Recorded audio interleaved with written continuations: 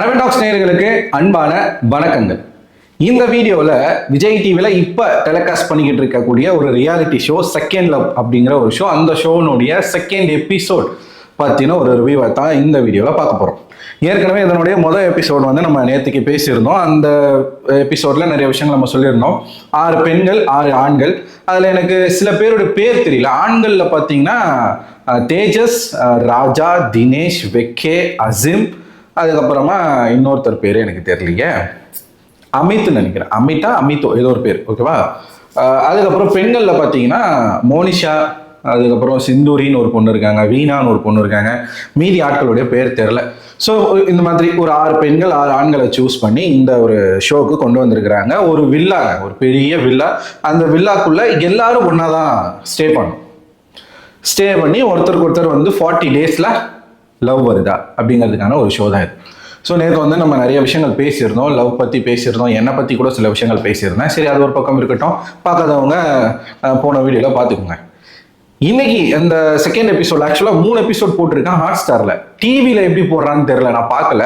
டிவியில் வந்து டெய்லியும் ஒரு எபிசோட் போடுறானா இல்லை வீக்லி ஒன்ஸ் போடுறானான்னு தெரில. ஆனால் டெய்லியும் டெலிகாஸ்ட் பண்ணிட்டு இருக்காங்க ஹாட் ஸ்டாரில், விஜய் டிவியில். நீங்கள் பார்த்தீங்கன்னா கமெண்ட் செக்ஷனில் கமெண்ட் பண்ணுங்கள். செகண்ட் எபிசோடில் என்ன நடக்குது அப்படின்னு பார்த்தீங்கன்னா, டேட்டுக்கு போகிறாங்க. அதாவது ஃபர்ஸ்ட் எபிசோட்ல எந்தெந்த பெண்கள் எந்தெந்த ஆண்களை சூஸ் பண்ணாங்களோ அவங்க எல்லாருமே வந்து டேட்டுக்கு போறாங்க. First date. இப்போ அசீமோட 2 பெண்கள் வந்து டேட்டுக்கு போறாங்க. ஒருத்தவங்க வீணான்னு நினைக்கிறேன், ஒருத்தவங்க வீணா, இன்னொருத்தவங்க வந்து சிந்தூரி. இந்த 2 பேரும் அசீம் கிட்ட டேட்டுக்கு போயிட்டு ஏன்டா டேட்டுக்கு போகணுன்ற மாதிரி ஃபீல் பண்ணிட்டாங்க. அந்த மாதிரி அசீம் வந்து பண்ணிட்டாப்புல. அதுக்கு நான் பின்னாடி வரேன். அதுக்கப்புறம் தினேஷ் அப்படிங்கிற ஒருத்தர்கிட்ட 2 பெண்கள் வந்து டேட்டுக்கு போனாங்க. ஒருத்தவங்க வந்து ஐயோ பேர் தாங்க தெரியல, 2 பேர் பேருமே வந்து வாயில வர மாட்டேங்குது. ஈடன் சொல்லிட்டு ஒரு கேரளத்து பெண். இன்னொருத்தவங்க பிரியங்காவா என்னன்னு தெரியல, ஒரு பெண். 2 பேரும் போனாங்க, ஒவ்வொருத்தர்கிட்டையும் போனாங்க. இதுல 2 ஆண்களை வந்து சூஸ் பண்ணல யாருமே.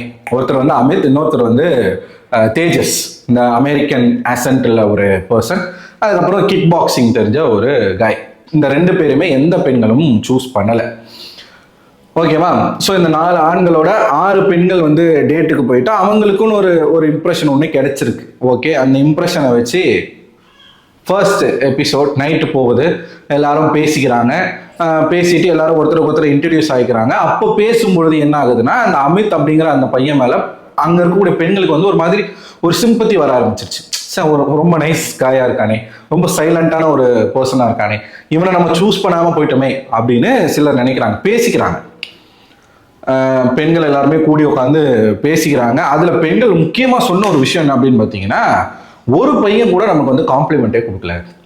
அதாவது நீங்கள் அழகாக இருக்கீங்க, இந்த டேட்டுக்கு வந்த 4 பசங்களும் நமக்கு வந்து ஒரு காம்ப்ளிமெண்ட்டே கொடுக்கல. டேட்டுக்கு வந்தானுங்க, பேசினானுங்க, அதோட யாருமே பேசுறதுக்கே வரல, எந்த ஒரு ஸ்டெப்புமே எடுக்கல. அதில் குறிப்பாக பார்த்தீங்கன்னா மோனிஷா அப்படிங்கிறவங்க வந்து வெக்கி அப்படிங்கிற ஒரு பர்சனை சூஸ் பண்ணியிருந்தாங்க. அவர் வந்து பேசணும் அப்படின்னு சொல்லிட்டு அந்த மோனிஷா அப்படிங்கிற அந்த பெண் வந்து விருப்பப்படுறாங்க. ஆனால் அந்த வெக்கியை வந்து பேசவே இல்லை. இதெல்லாம் பேசிக்கிறாங்க. பசங்க வந்து ஸ்டெப் எடுக்கணும், பசங்க வந்து அவங்க தான் முன்னாடி வரணும் அப்படின்னு சொல்லிட்டு பெண்கள் வந்து பேசிக்கிட்டு இருக்காங்க. ஸோ எந்த பசங்களும் எல்லாம் ஒரு மாதிரி கேஷுவலாக ஜாலியாக போக ஆரம்பிச்சிட்டாங்க. இது என்ன ஷோக்கு நம்ம வந்தோன்றதே மறந்துட்டாங்க. அசீம் சுத்தமாக மறந்துட்டார். அதுக்கு நான் பின்னாடி வரேன் அசீம்க்கு. ஏன்னா அது ஒரு முக்கியமான ஒரு விஷயம், அதனால வரும். இப்படி நான் போயிட்டு இருக்கும் போது தான் ஸ்ருத்திகா வராங்க. அதாவது இந்த ஷோனுடைய கியூபிடாக ஸ்ருத்திகா அவர்கள் தான் இருக்காங்க. ஸோ அவங்க வராங்க. அவங்களோட வேலை என்ன அப்படின்னு பார்த்தீங்கன்னா, 2 கப்புள்ஸ்க்கு நடுவில் இருக்கக்கூடிய அந்த பந்தத்தை வந்து உறுதிப்படுத்துவது, அவங்கள டெஸ்ட் பண்ணுறது, அவங்கள வச்சு டாஸ்க் பண்ணுறது. ஆக்சுவலாக இந்த ஷோனுடைய ஹோஸ்ட் வந்து ரம்யா கிருஷ்ணன் தான். ஆனால் இந்த ஷோக்குள்ளே எல்லாமே வந்து பண்ண போகிறது யாருன்னு அப்படின்னு பார்த்தீங்கன்னா ஸ்ருத்திகா அவர்கள். ஒரு ஜட்ஜு மாதிரி மட்டும் ரம்யா கிருஷ்ணன் வந்துட்டு போவாங்க போல இருக்கு. முதல் டாஸ்க் என்ன அப்படின்னு பார்த்தீங்கன்னா, இந்த வீட்டினுடைய கார்டன் ஏரியாவில் நடக்குது.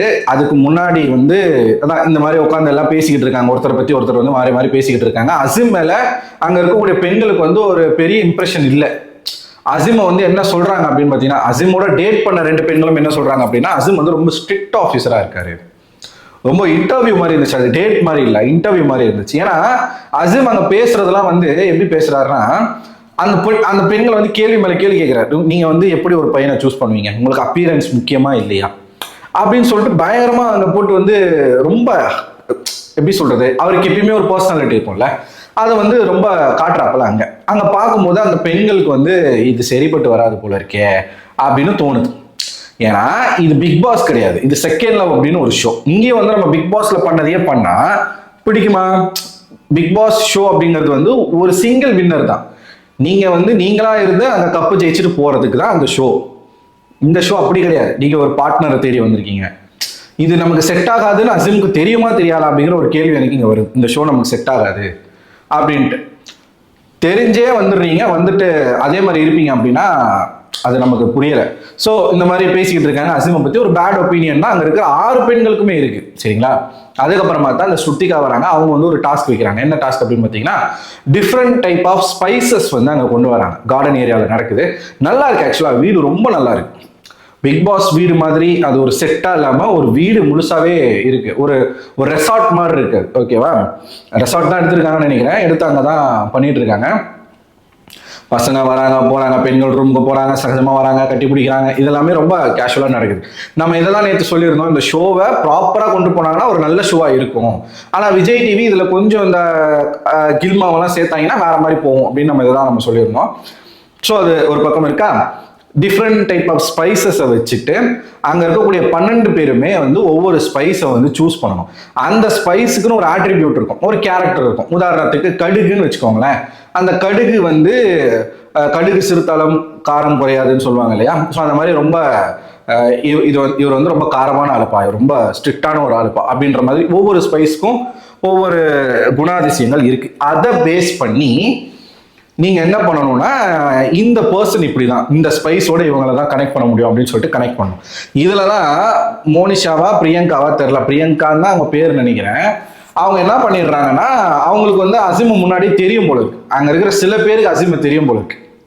அசிமை பத்தி பேசிட்டு இருக்கும் போது வீணா அப்படிங்கிற ஒரு பெண் வந்து என்ன சொல்றாங்கன்னா, நீ தெரிஞ்சுதானே சூஸ் பண்ண, அனுபவி அப்படின்றாங்க. அப்போ அசிமை பத்தி முன்னாடியே அங்க இருக்கக்கூடிய சில பெண்களுக்கு தெரிஞ்சிருக்கு. ஓகேவா? ஸோ இப்படி போயிட்டு இருக்கப்ப அசிமுக்கு வந்து மிளகை கொடுக்குறாங்க. அசிம் வந்து ரொம்ப டாமினேட்டிங்காக இருக்காரு அப்படின்னு சொல்லிட்டு ஸ்ட்ரெயிட் டு த ஃபேஸ் வந்து அந்த பொண்ணு வந்து சொல்லிடுச்சு. ஓகேவா? ஏன்னா அசிமுடைய ஆட்டிடியூட் அங்கே இருக்கிற பெண்களுக்கு ஒரு மாதிரி ஒரு ஒரு கசப்பை ஏற்படுத்துது. அதான் பிக் பாஸ்ல எப்படி நடந்துக்கிட்டாரோ தான் தான் அப்படின்னு எப்படி நடந்துக்கிட்டாரோ அதே மாதிரி தான் அங்கேயும் இருக்காரு, சரிங்களா? அதை கொடுத்த உடனே அசிம் வந்து கூப்பிடுறாங்க. அசிம் வந்து இப்படி பண்றாப்புல, அந்த பொண்ணு கடுகு கொடுத்தவனே இப்படி பண்றாப்புல, கடுகுல மிளகு கொடுத்தவனே, இதெல்லாம் தேவையா, இது தேவையா, இந்த மாதிரிலாம் பண்ணா எந்த பொண்ணாச்சும் நம்மளை திரும்பி பார்க்குமா? நான் மறுபடியும் சொல்றேன், இது பிக் பாஸ் வீடு கிடையாது, இது செகண்ட் லவ் அப்படின்னு ஒரு ஷோ. அந்த ஷோ பத்தி தெரிஞ்சுதானே வந்திருப்பீங்க. அங்கேயும் வந்து நீங்க பாஸே இப்படி பண்ணீங்கன்னா வந்து வாழ்க்கை முழுக்க ஒண்டி கட்டையாதான் பாஸ் இருக்கணும். இப்படி பண்ணிட்டு அடுத்து அவர் வராப்புல.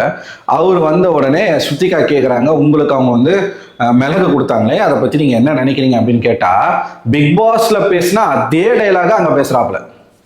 போற்றுவார் போற்றட்டும், தூற்றுவார் தூற்றட்டும், அந்த ஒரு வசனத்தை அங்க பேசுறாப்புல. இது தேவையே இல்லாத ஒண்ணு. எப்படி இது தேவையே இல்லாத ஒண்ணு. இப்படி பேசினா அங்க இருக்கிறவங்க எப்படி, அங்க இருக்க ஆண்களுக்கே அசிமை பார்த்தா ஒரு மாதிரி வியாடா தான் இருக்கு. ஓகேவா? ஏன்னா அந்த மாதிரி நடந்துக்கிறாப்புல. என்னைக்குமே நம்ம தான் லைம் லைட்ல இருக்கணும், நம்ம தான் எப்பயுமே வந்து சென்டர் ஆஃப் அட்ராக்ஷனா இருக்கணும். அசிம் அப்படிப்பட்ட ஒரு ஆள் தான். பிக் பாஸ் வீட்டுக்குள்ள ரொம்ப நார்சிஸ்டா தான் இருந்தாரு. அது வந்து யாருமே இல்லைன்னு சொல்ல முடியாது. ஆனா அவர் தான் அந்த சீசன் வின் பண்ணாரு, அதை நம்ம மறுக்க முடியாது. சீசன் வின் பண்ணாரு, மக்களுக்கு அவரை பிடிச்சிருந்தது, எல்லாம் ஓகே ஃபைன். இருந்தாலும் நார்சிஸ்ட் அப்படிங்கிறது அந்த குணாதிசயம் அவருக்குள்ள இருக்கு. அங்கே அந்த ஷோலுமே அதை வந்து காட்டுறாப்புல. ஸோ இப்படி போய் பேசினோடனே அங்கே இருக்கிற எந்த பெண்களுக்குமே அசிம் மேலே பெருசாக ஈடுபாடு இல்லை. ஆனால் அசிம் வந்து ஈடன் அப்படிங்கிற அந்த பெண்கிட்ட வந்து ரொம்ப போல்டான காய் தான் உங்களுக்கு பிடிக்கும் நீங்கள் சொல்லியிருந்தீங்களே, அப்படின்னா நான் தான் உங்களுக்கு கரெக்டான ஒரு பர்சன் அப்படின்னு சொல்லிட்டாப்ல. ஆனால் அதுக்கப்புறம் அந்த ஷோ முடிஞ்சிட்ட பிறகு உட்காந்து பேசிக்கிட்டு இருக்கும்போது எல்லாரும் அசிமை பற்றி பேசிக்கிறாங்க. அங்கே போய் அசிம் என்ன பண்ணியிருக்காரு அப்படின்னா, டிஷ்யூ பேப்பரை தூக்கி போடுறது, ஒரு மாதிரி இதுவா பண்ணிட்டு இருக்காரு போல இருக்கு. அங்க இருக்கிற பெண்கள் இதெல்லாம் ரொம்ப ஓவரா இருக்கு, இதெல்லாம் எனக்கு பிடிக்கவே இல்லை அப்படின்னு சொல்லிட்டு பேசிக்கிறாங்க. நாட் ஓன்லி பெண்கள், அங்க இருக்கக்கூடிய ஆண்களும் சரி. ஸோ அசிம் ஒரு மாதிரி வியாடா தான் பாக்குறாங்க. இது வந்து அசிம்க்கு இந்த ஷோக்கு நல்லது கிடையாது. இந்த ஷோக்கு ஃபிட்டான ஒரு பர்சன் அசிம் கிடையாது. அது தெரிஞ்சு சேனல் எடுத்துச்சா இல்ல அசிம் தெரியாம வந்துட்டாரா நமக்கு தெரியல.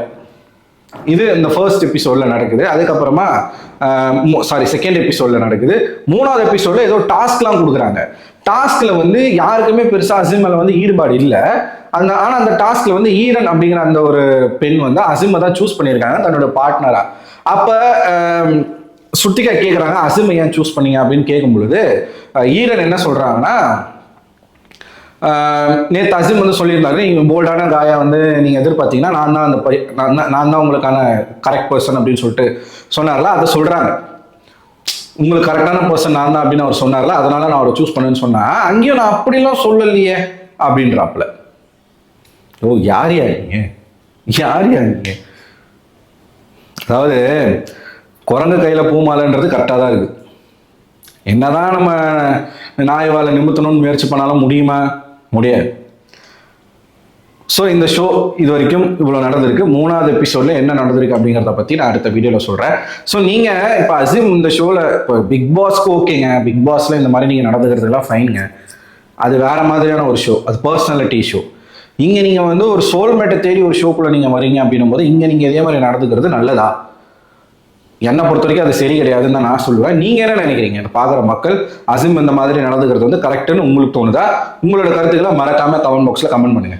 அங்கே இருக்கக்கூடிய பல பெண்கள் வந்து தன்னோட பார்ட்னரை சூஸ் பண்ணுறதுக்கு இப்போ முடிவில் இருக்காங்க. ஏற்கனவே யாரை டேட்க்கு சூஸ் பண்ணுமோ அவங்க வேணாம் இன்னொருத்தவங்களை சூஸ் பண்ணலாம் அப்படின்றது வந்து பார்த்துட்டு இருக்காங்க. சில பேர் வந்து எந்த பெண் வந்து பார்ட்னரை சூஸ் பண்ணாங்களோ அந்த ஆண்கள் எல்லாமே வேற பெண்களுக்கு ஸ்பைஸை கொடுத்ததும் நடந்தது. இப்போ உதாரணத்துக்கு வெக்கே அப்படிங்கிற அந்த ஒரு பர்சன் வந்து மோனிஷாக்கு கொடுக்காம வேற பெண்ணுக்கு வந்து கொடுத்துட்டாரு. அதுக்கு ரிவெஞ்ச் எடுக்கிற வகையில மோனிஷா வந்து வேற ஒரு பையனுக்கு ஸ்பைஸை மாற்றி கொடுத்துட்டாங்க. ஸோ இந்த மாதிரிலாம் கூட பண்ணிட்டு இருக்காங்க. ஸோ பொறுத்திருந்து பார்ப்போம் என்ன நடக்குதுன்னு சொல்லிட்டு. அந்த அமெரிக்கன் மாப்பிள்ளை தேஜஸ் அப்படிங்கிற அவரும் இன்னொரு பெண்ணும், அவங்க பேர் தெரில, வீணான்றது வேற கேரக்டர், அந்த பெண்ணும் கட்டிலாம் முடிச்சுக்கிட்டாங்க இன்னொருத்தர் வெறுப்பேற்றுறதுக்காக. அந்த மாதிரிலாம் பண்ணிக்கிட்டு இருக்காங்க. ஸோ இது போக போக எங்கே போக போகுதுன்றதை நம்ம பொறுத்திருந்து பார்ப்போம். நீங்கள் என்ன நினைக்கிறீங்க? உங்களோட கருத்துக்களை மறக்காம கமெண்ட் பாக்ஸில் கமெண்ட் பண்ணுங்க. மறக்காம நம்ம சேனலை சப்ஸ்கிரைப் பண்ணுங்க. நம்மளுடைய இன்ஸ்டாகிராம், ஃபேஸ்புக் மற்றும் ட்விட்டர் பேஜையும் ஃபாலோ பண்ணிக்கோங்க. அடுத்த ஒரு வீடியோவில் உங்களை சந்திக்கிறேன். அது உங்களிடமிருந்து விடைபெறுவது நான் அரவிந்தன்.